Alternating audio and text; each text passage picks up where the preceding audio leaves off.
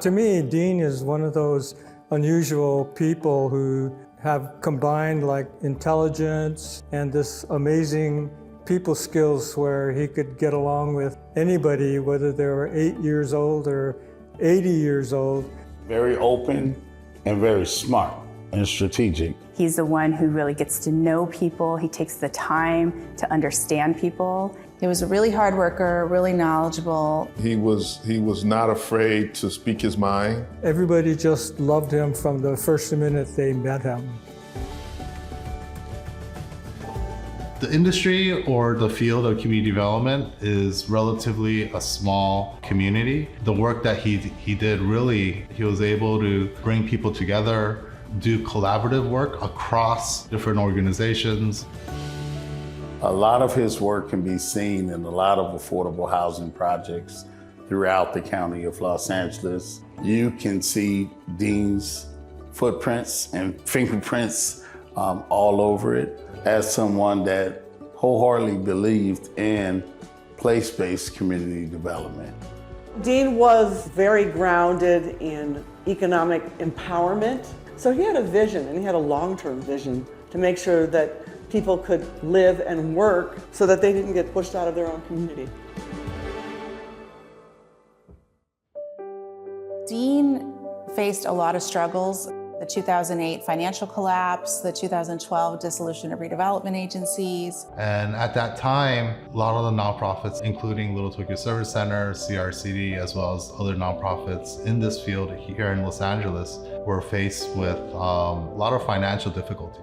One of the big things that he spearheaded was that he really organized the CDCs and pushing back to the lenders who were calling on all the loans because of the housing crisis, and it would have been detrimental to the whole nonprofit space. He always found the alternative way to get things done, and that's what made him unique, and that's what made him special to me.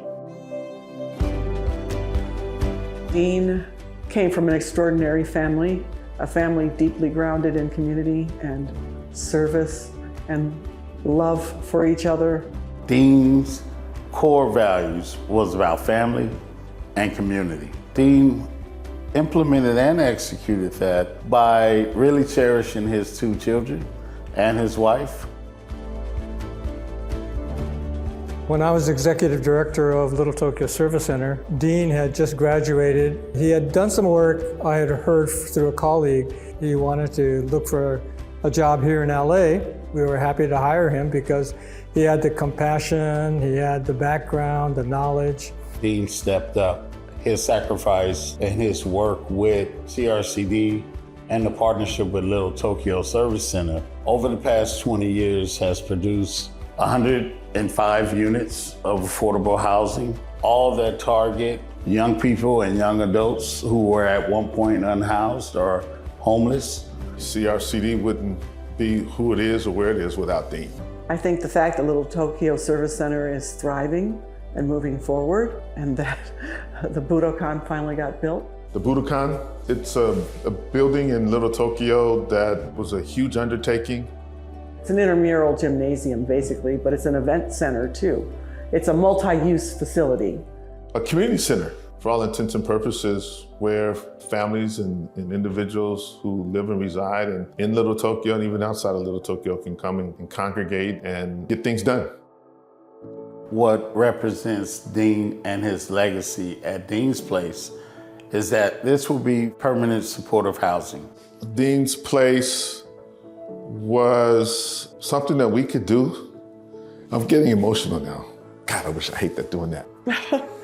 When Mark told me about it, I was so happy because that's how he helps us remember our friends so we don't forget them, And it's a beautiful way to remember him.